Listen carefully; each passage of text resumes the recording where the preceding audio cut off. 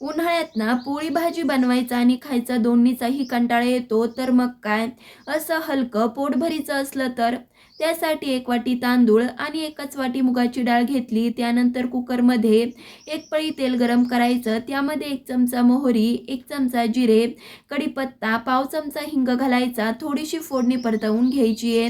आता ह्यामध्ये 5 वाटी पाणी घातलं, चवीपुरतं मीठ घालायचं, पाव चमचा हळद आणि कोथिंबीर घातल्यावर त्यानंतर डाळ आणि तांदूळ धुवून घेतलेले घालायचे. सगळं चांगलं मिक्स करून घ्यायचं. कुकरचं झाकण लावून 2 शिट्ट्या करून घेतल्या. कुकर झाल्यावर झाकण उघडलं की मूग डाळीची खिचडी तयार झाली.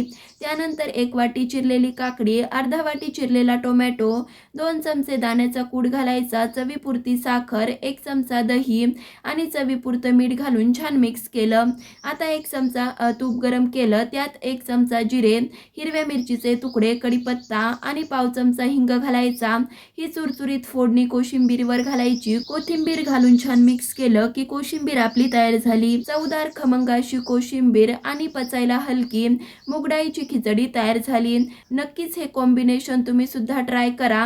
मला गॅरंटी आहे की हे कॉम्बिनेशन ट्राय केल्यावर तुम्ही सुद्धा या कॉम्बिनेशनच्या प्रेमात पडाल. आवडलं तर लाईक, शेअर, सबस्क्राईबही नक्कीच करा. धन्यवाद.